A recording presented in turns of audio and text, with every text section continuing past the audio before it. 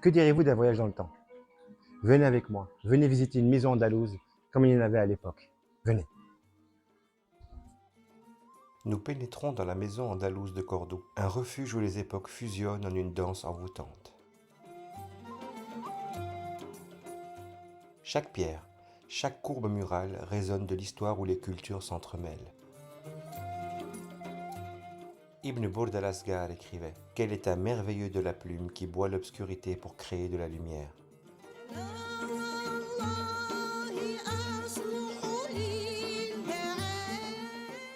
Ces mots résonnent ici alors que nous découvrons comment la presse a évolué, éclairant les esprits comme une fontaine d'eau claire dans un oasis de connaissances.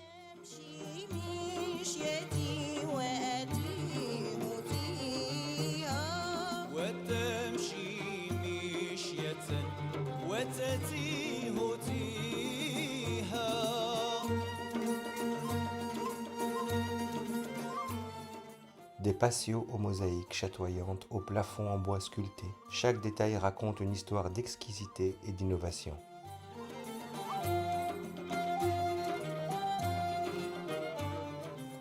Cette maison, avec son architecture sophistiquée, semble émerger d'une vision du paradis coranique, où l'eau et la lumière se marient dans une harmonie exquise. À travers chaque ombre dans les fontaines, chaque jeu de lumière dans les couloirs, nous touchons du doigt la grandeur de ce passé qui continue d'inspirer notre présent. La maison andalouse est un voyage dans le temps, où la plume, la lumière et l'eau fusionnent pour tisser une histoire extraordinaire. Les vestiges d'un vieux hammam. Ce bâtiment est une véritable maison. Ce n'est pas reconstruit pour le musée. Il y avait vraiment ici une maison andalouse et ce sont les restes du hammam de l'époque. Vous êtes devant près de 1000 ans d'histoire.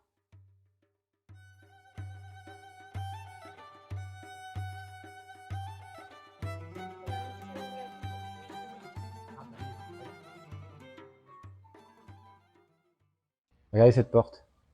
On dirait qu'on est au Maroc, en Tunisie, en Algérie. Pas du tout. On est à Cordoba. Regardez. Regardez les écritures. Regardez.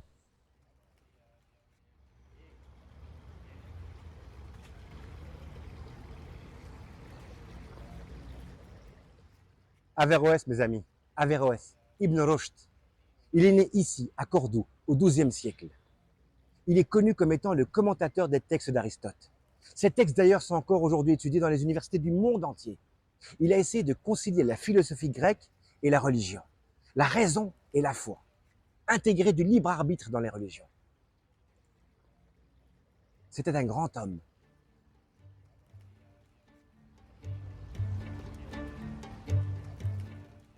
Je ne peux pas vous parler de Cordoue sans vous parler de son apogée, du Xe siècle, quand elle devint le califat de Cordoue. Dans cette ville, il y avait plus de 70 bibliothèques publiques. Il y avait des hôpitaux, des universités, la plus grande mosquée du monde musulman de l'époque. Il y avait des canalisations, de l'eau potable pour tout le monde. On se battait pour venir à Cordoue y apprendre les sciences et les arts. C'est ici qu'a eu lieu la première opération de l'œil, effectuée par Al-Gafeki. Ibn Haytham, est considéré comme le fondateur de l'optique expérimentale. Et Ibn Firnas a effectué ici son premier vol, lui, le pionnier de l'aviation. Ici, à Cordoue.